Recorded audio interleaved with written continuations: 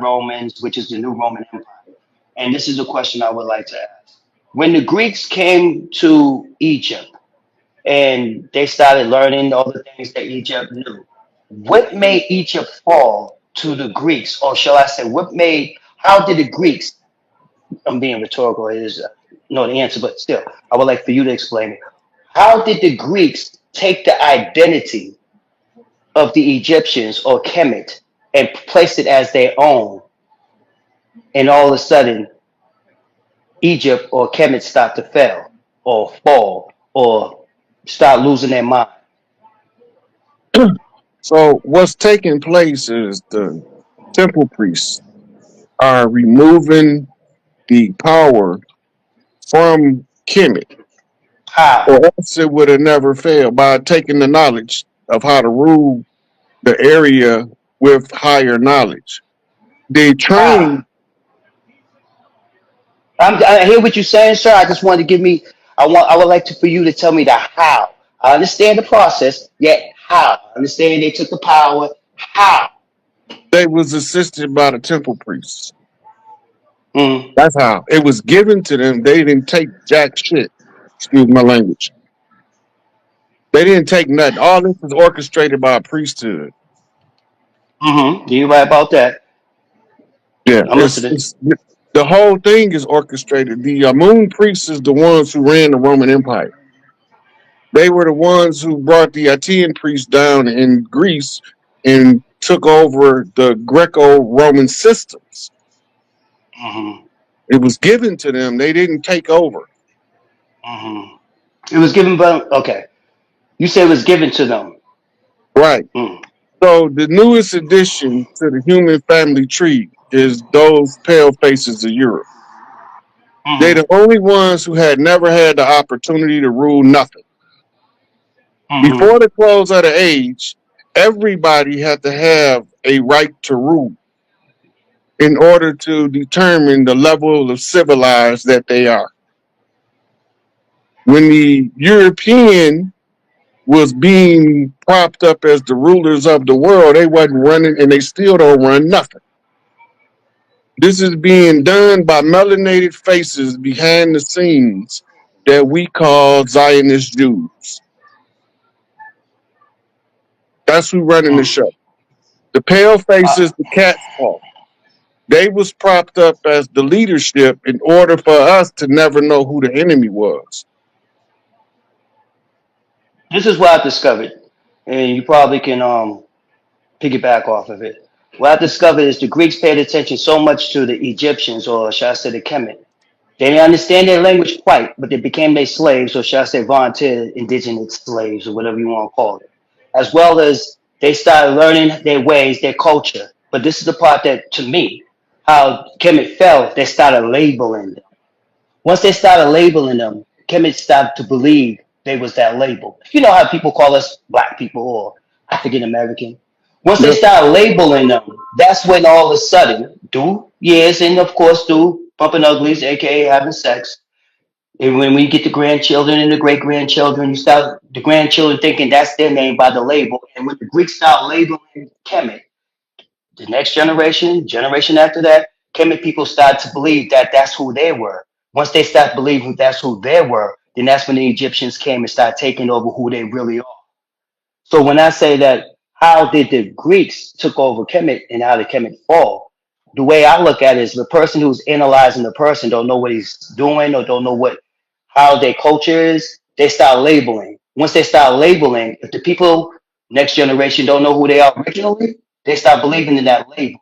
When they start believing in that label, then that's when they start to fall. And the ones who fall, they're the one who becomes slaves, and the one who did the labeling, they're the one who becomes kings. And they keep on going on through generations from the Egyptians to the Greeks, and keep on going on in history. But a question though, when you said the Romans is ruling America, or this is the Roman Empire, how was that, sir? And I'm You know not what? debating, I just want to pick your mind. Okay, I'm gonna give you some background. You know where Washington D.C. is, right? The land of the seven hills. You know before it was called Washington D.C. what it was named? It was named Rome, right? The place was picked for a very specific purpose because it was supposed to be an embassy for Rome. The White House is Casablanca, and Casablanca go back to the White Temple in Kemet, which is the bank, Big Mama Bank. The Pope is masquerading as Big Mama, but he can't sit on her seat. So he sit his seat under her seat. And Jacob undermined Esau. The underminer undermined the earthborn, the Adama. So it's all in our face, behind our back. But Rome is the commissioners of the church, of the royal families. The Pope crowned the kings and queens. That the Pope is being crowned by blackamoors. And if you don't believe me, just Google Pope kissing their feet. They own the Pope, but the Pope is the CEO of the corporation that's running everything. The Washington, D.C. is a federal corporation, and the stakeholders was Buckingham Palace and the Vatican. The Vatican is called prime stakeholder. That means they own the biggest share of the corporation that's masquerading as our government. All of the police are chartered out of London. All of the priests are chartered out of Rome. Whether they Baptist, Pentecostal, Presbyterian, when they do that 501c3 ministry exempt, that's their allegiance to Rome in order for them to be exempt from taxes. Rome will not tax his own. So you have to register under their corporate fiction as an agent of the church in order to have a priest functioning in tax exempt status on the land. That's how Rome is the continuation in America. Did I answer your question, brother? Yes, you did. I thank you very much. One small thing, and I'm about to be out. I was talking to a. You went quiet. Did you mute? Nah, brother. We got a lot of people. I got to move forward. Thank you. I appreciate that, brother. Thank you. Brother Lai is in the building. What up, brother Lai? Peace and blessings to everybody on the panel. Peace. Good evening. Peace, brother. Okay, somewhat to piggyback off of the question that was just asked to the brother in regards for the United States. The question I have for you, Rod, is this: what would be your stance on the new Northern American Free Trade Agreement between Canada as well as Mexico? Now, with that being the case, as you being an indigenous person, what would be your view on the president of Mexico, which has Israel backing, and the president of Mexico being from Israel, and the president from Canada allegedly supposing to be the son of Fidel Castro? Woo! Heavy question. Let me start right here. Everything they use to usurp us, we got a right to use it to come up. It don't matter what they tried with NAFTA. It don't matter what they tried with FEMA. It don't matter what they try anywhere in a swamp splushed arena. Everything that they had planned to use against us, the Global 2000 Report World Reduction, the Readiness Exercise 1984, round up the chiefs, right? And the COINTELPRO, stop their leader from rising up to tell them what's going on. Everything that they use became tools for us to navigate around their BS until we can get to a place where we can reclaim what's rightfully ours. As far as the presidents of them countries, I mean, them puppets, flat out puppets. They figureheads. They've just been propped up to look like they important to regular people, so the regular people don't know that they mama and they daddy the most important people in their life if they doing what's right. Them people don't mean nothing to me. Like I tell people all the time, I don't care about Trump one way or the other. I just know what his assignment is to make the announcement that the indigenous people then reclaimed America and that is the corporation has been closed.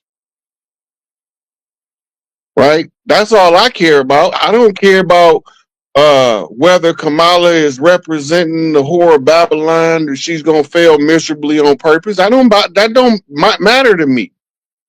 But I have to make note of it to the people that's watching so they'll know what they're looking at. They playing out the prophetic narrative in a theatrical performance called politics.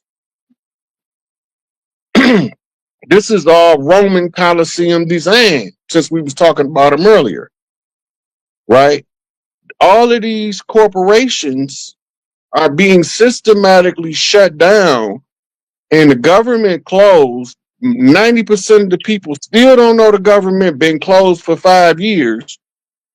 And they running around talking about electing the president of a dead corporation that's not going to come back to life no matter how many elections they have. And sooner or later, it's going to be revealed that they corporations are no longer and that the tribes have reclaimed the birthrights to the land because it's happening in real time. So that's what I think about Canada, Mexico, and America making the free trade agreement. We got free trade with them anyway. That's still Turtle Island. We don't need no contracts to tell us that we can trade with our cousins up north or our nephews down south. Ain't nobody tell me I can't go over my uncle's house and take some gifts to him in Brazil. It's still Turtle Island. Indeed, brother. But the premise of me asking the question, sir, is this. With the president, normally when a president is a presidency of a country, it Mm-hmm. normally derived from being a citizen from that country. Yeah. With that being the case, the president of Mexico, original land, and her family's land is Israel. Okay. What that does in law, that voids out the original constitution when a foreigner take office. Now Mexico is forced into the position to negotiate with people like the Zapatista. Right? Now they can go and talk to those people and tell them that Big Mama home and they closing the corporation and we need y'all input for the new government. This is what can happen now. When a foreigner take office under a constitutional government, it immediately suspends the constitution to protect the nation from a coup, from an outside agency, which anybody that coming out of Israel in politics is a Mossad registered agent. So if that person came out of Israel and is occupying the highest office in the land in Mexico, that means that the Mossad secret agency has taken over Mexico. That's what they telling you, right? It ain't even no secret. So But we're not going to make this up. Go ahead. Yeah, but they're not going to talk about it on the news. Right. Right. But the World Court already came out and gave their findings. They had one of the judges was assigned to tell us. He came out and told us, and we seen it. We just thought, oh, that's a nice little thing you just said, and kept going on about our business.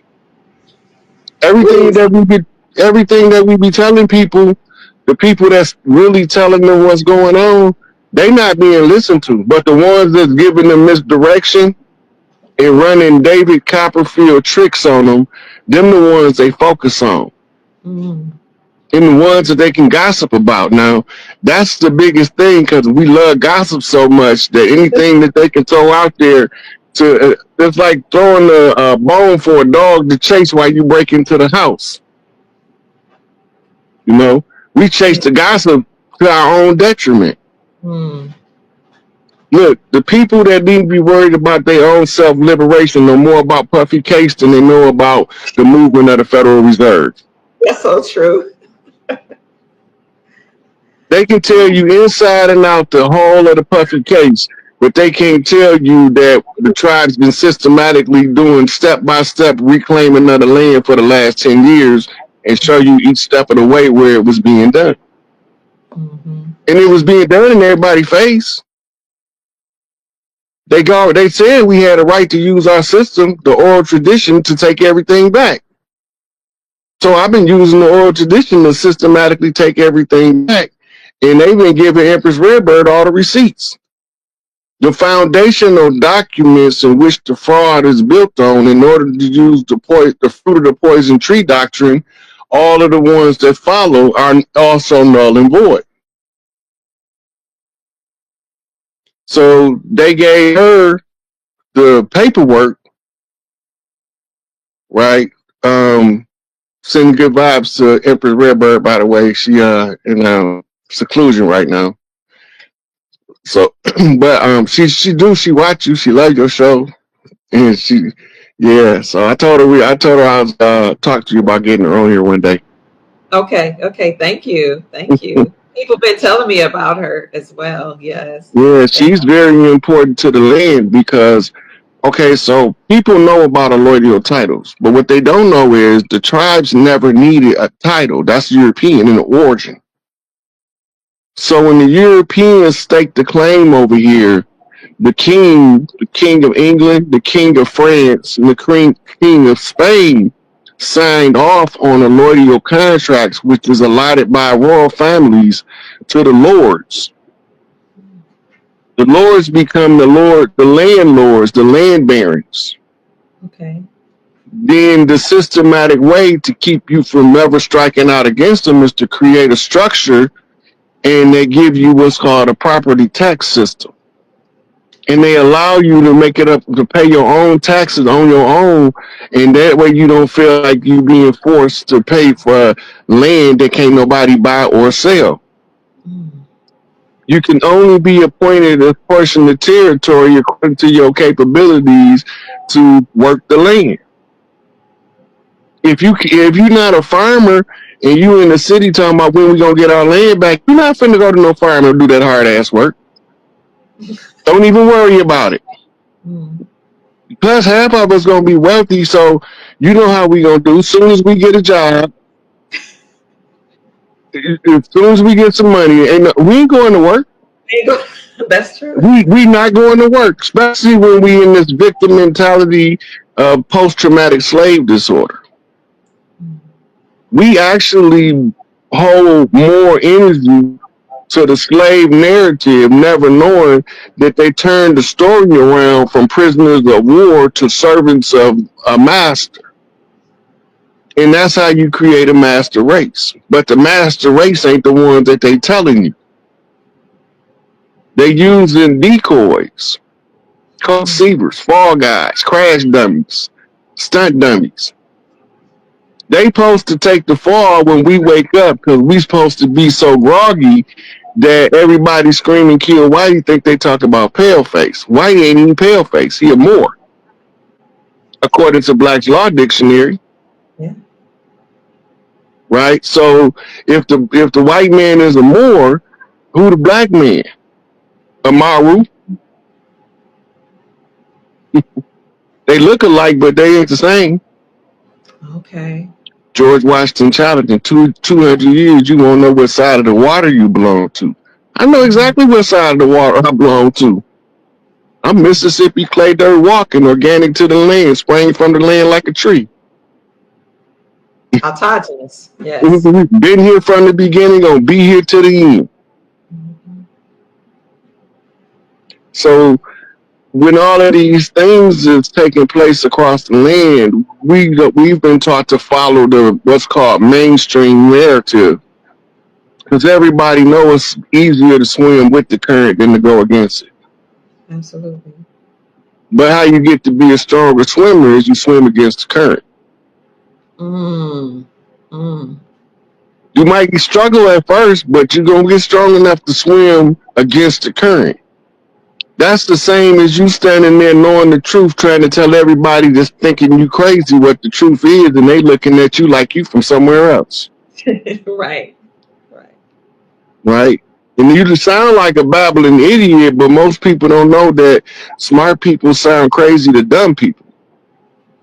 And you living in a system that requires them to use Skinner box technology and Pavlovian response systems to systematically dumb you down in education. Mm-hmm.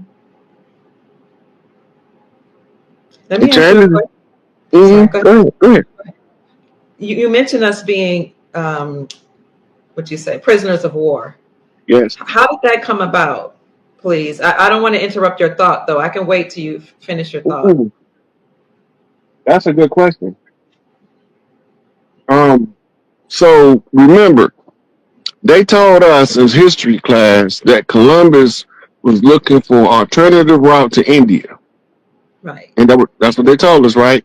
Told us, yes. The first problem is India didn't become India until the 1950s. Mm. It was Hindustan for hundreds of years before that. Okay. So what India is he looking for? So they are operating under what's called the white man's burden. We call it the doctrine of discovery. Mm-hmm. They are in exile following the French Revolution and the Spanish Inquisition, in which they exiled the Islamic Moors from Europe. The first place they exiled them to was Northern Africa, right? And they went to put ships together to do expeditions because they needed a homeland, because they wasn't native nowhere, wasn't nowhere for them to go. Okay. Right? So under the papal doctrine of discovery, the Pope first gave the Spanish conquistadors permission to settle the Americas. Mm. Right? And this is Christopher Columbus was actually from the Cologne family, which is one of the secret black nobilities of Europe. That's actually melanated, nappy-head people. And they came over here to establish a home front for the so-called lost tribe